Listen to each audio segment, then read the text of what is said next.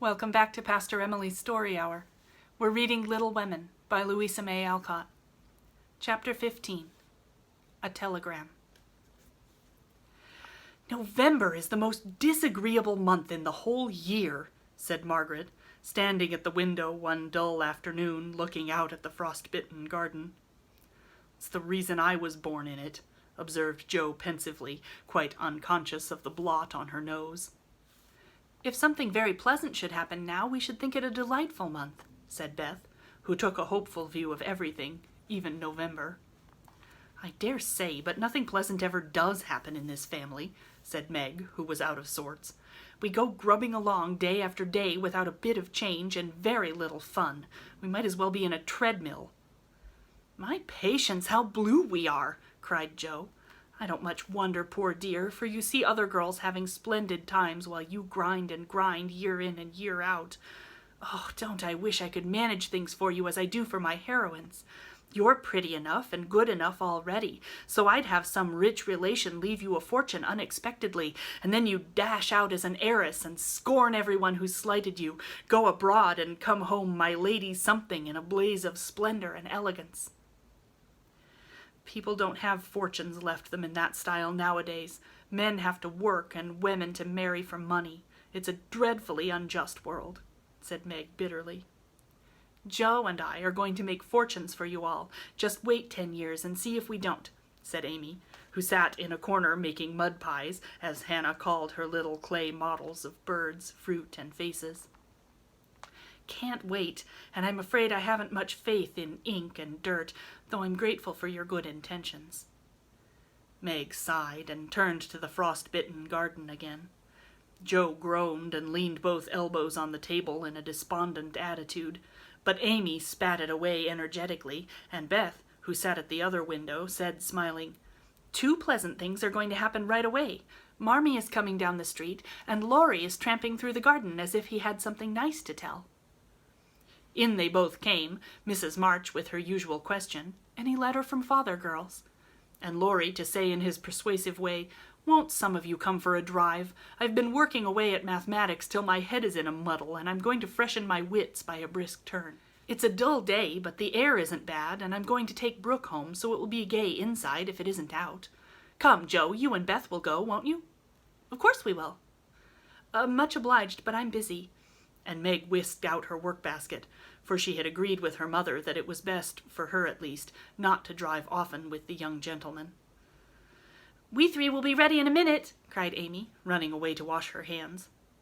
"Can I do anything for you, Madam Mother?" asked Laurie, leaning over Mrs. March's chair with the affectionate look and tone he always gave her. "No, thank you, except call at the office, if you'll be so kind, dear. It's our day for a letter, and the postman hasn't been.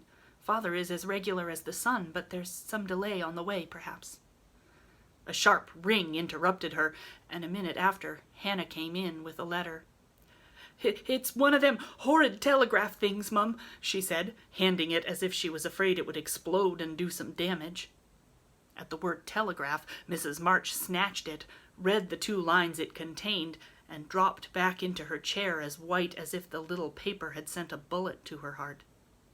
Laurie dashed downstairs for water, while Meg and Hannah supported her, and Jo read aloud in a frightened voice, "Mrs. March, your husband is very ill. Come at once. S. Hale, Blank Hospital, Washington."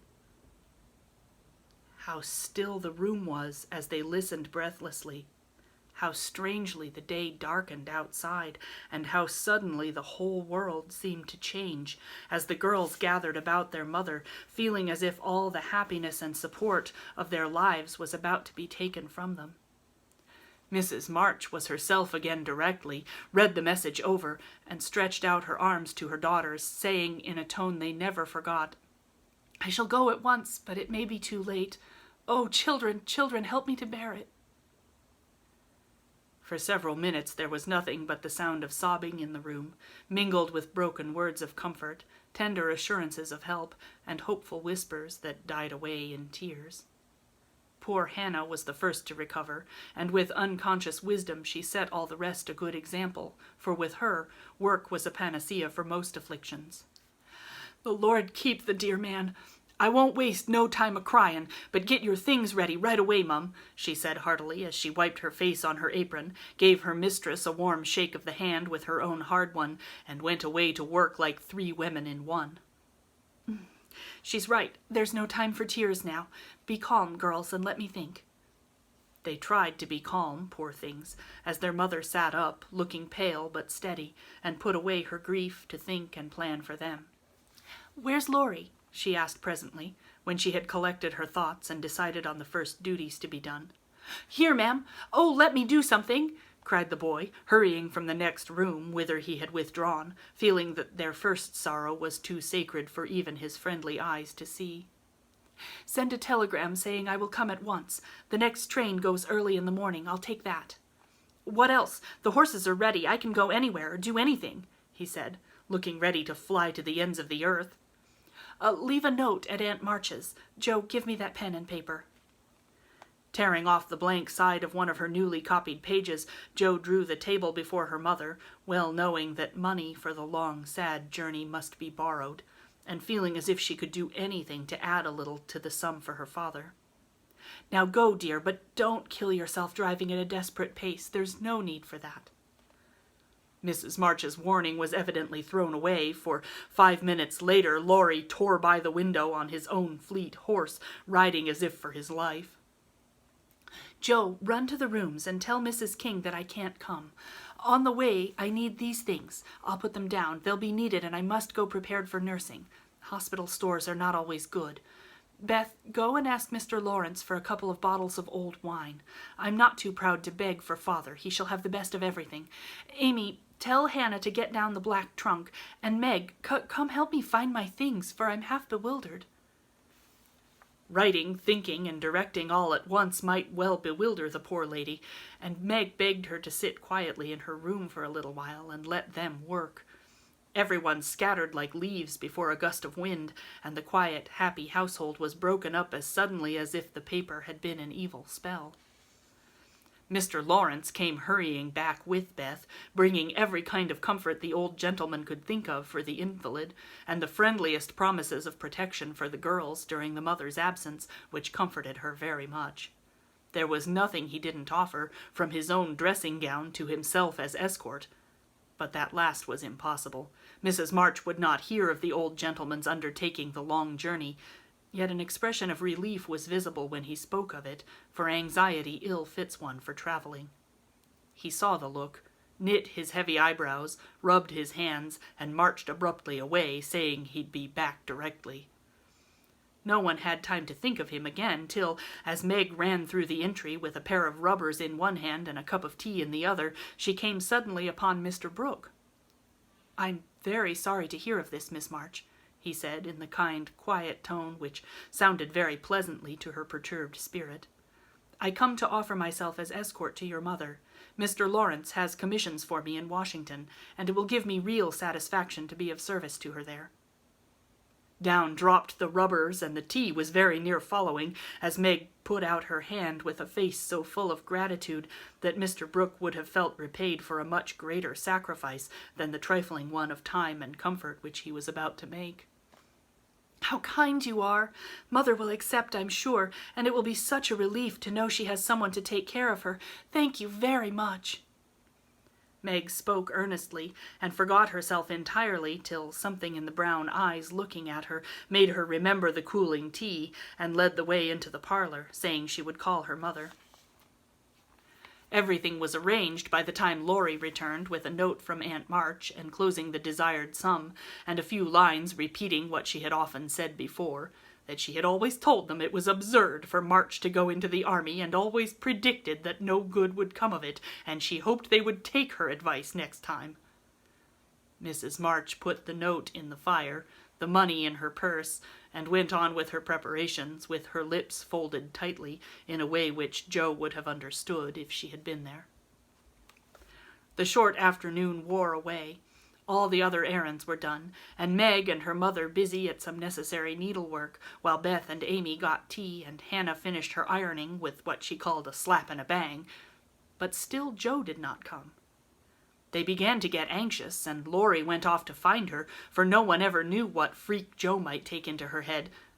He missed her, however, and she came walking in with a very queer expression of countenance, for there was a mixture of fun and fear, satisfaction and regret in it, which puzzled the family as much as did the roll of bills she laid before her mother, saying with a little choke in her voice, "That's my contribution toward making father comfortable and bringing him home." "My dear, where did you get it? $25! Joe, I hope you haven't done anything rash." No, it's mine, honestly. I didn't beg, borrow, or steal it. I earned it, and I don't think you'll blame me, for I only sold what was my own." As she spoke, Joe took off her bonnet, and a general outcry arose, for all her abundant hair was cut short. "Your hair! Your beautiful hair! Oh, Joe, how could you? Your one beauty! My dear girl, there was no need of this. She doesn't look like my Joe anymore, but I love her dearly for it." As everyone exclaimed, and Beth hugged the cropped head tenderly, Joe assumed an indifferent air which did not deceive anyone a particle, and said, rumpling up the brown bush and trying to look as if she liked it, "It doesn't affect the fate of the nation, so don't wail, Beth. It will be good for my vanity. I was getting too proud of my wig. It will do my brains good to have that mop taken off. My head feels deliciously light and cool, and the barber said that I could soon have a curly crop, which will be boyish and becoming and easy to keep in order. I'm satisfied, so please take the money and let's have supper." "Tell me all about it, Joe. I am not quite satisfied, but I can't blame you, for I know how willingly you sacrificed your vanity, as you call it, to your love. But, my dear, it was not necessary, and I'm afraid you will regret it one of these days," said Mrs. March. "No, I won't," returned Joe stoutly, feeling much relieved that her prank was not entirely condemned. "What made you do it?" asked Amy, who would as soon have thought of cutting off her head as her pretty hair. "Well, I was wild to do something for father," replied Joe, as they gathered about the table, for healthy young people can eat even in the midst of trouble. "I hate to borrow as much as mother does, and I knew Aunt March would croak. She always does if you ask for a ninepence. Meg gave all her quarterly salary toward the rent, and I only got some clothes with mine, so I felt wicked and was bound to have some money if I sold the nose off my face to get it." "You needn't feel wicked, my child. You had no winter things, and got the simplest you could with your own hard earnings," said Mrs. March, with a look that warmed Joe's heart. "Well, I hadn't the least idea of selling my hair at first, but as I went along I kept thinking what I could do, and feeling as if I'd like to dive into some of those rich stores and help myself. In a barber's window I saw tails of hair with prices marked, and one black tail, not so thick as mine, was $40. It came over me all of a sudden that I did have one thing to make money out of, and without stopping to think I walked in and asked if they bought hair and what they would give for mine." "I don't see how you dared to do it," said Beth in a tone of awe. "Oh, he was a little man who looked as if he merely lived to oil his hair. He rather stared at first, as if he wasn't used to having girls bounce into his shop and ask him to buy their hair. He said he didn't care about mine, it wasn't the fashionable color, and he never paid much for it in the first place. The work put into it made it dear, and so on. And it was getting late, and I was afraid if it wasn't done right away I shouldn't have it done at all, and you know when I start to do a thing I hate to give it up. So I begged him to take it, and told him why I was in such a hurry. It was silly, I dare say, but it changed his mind, for I got rather excited and told the story in my topsy-turvy way, and his wife heard, and said so kindly, 'Take it, Thomas, and oblige the young lady. I'd do as much for our Jimmy any day if I had a spire of hair worth selling.'" "Who was Jimmy?" asked Amy, who liked to have things explained as they went along. "Her son," she said, "who was in the army. How friendly such things make strangers feel, don't they? She talked away all the time the man clipped and diverted my mind nicely." "Didn't you feel dreadfully when the first cut came?" asked Meg with a shiver. I took a last look at my hair while the man got his things, and that was the end of it. I never snivel over trifles like that. I will confess, though, I felt queer when I saw the dear old hair laid out on the table, and felt only the short, rough ends of my head. It almost seemed as if I'd an arm or a leg off. The woman saw me, looked at it, and picked out a long lock for me to keep. I'll give it to you, Marmee, just to remember past glories by, for a crop is so comfortable I don't think I shall ever have a mane again."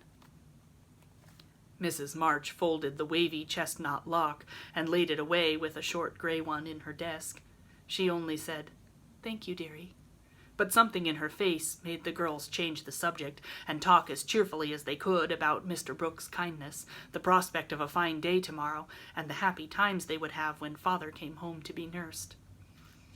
No one wanted to go to bed when at 10 o'clock Mrs. March put by the last finished job and said, "Come, girls." Beth went to the piano and played father's favorite hymn. All began bravely, but broke down one by one till Beth was left alone, singing with all her heart, for to her music was always a sweet consoler. "Go to bed and don't talk, for we must be up early and shall need all the sleep we can get.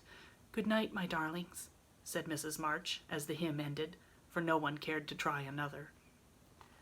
They kissed her quietly and went to bed as silently as if the dear invalid lay in the next room.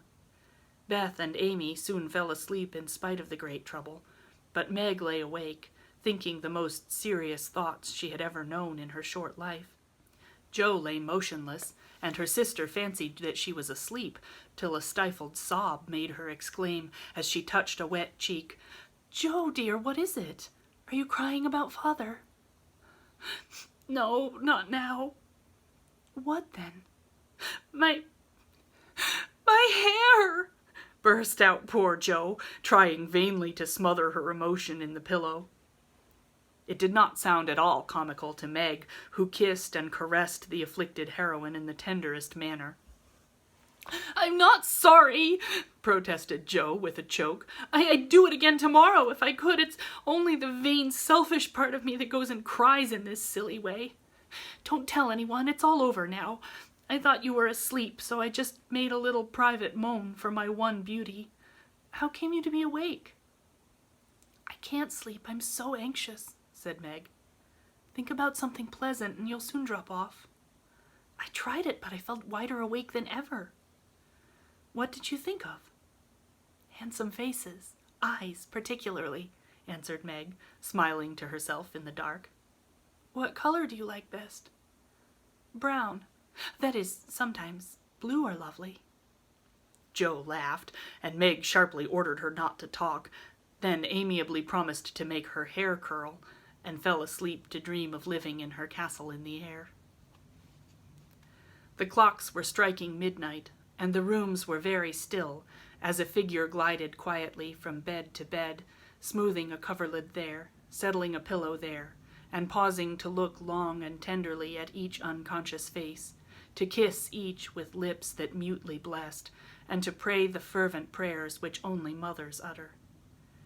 As she lifted the curtain to look out into the dreary night, the moon broke suddenly from behind the clouds, and shone upon her like a bright, benignant face, which seemed to whisper in the silence, "Be comforted, dear soul. There is always light behind the clouds." Come back tomorrow for the next chapter.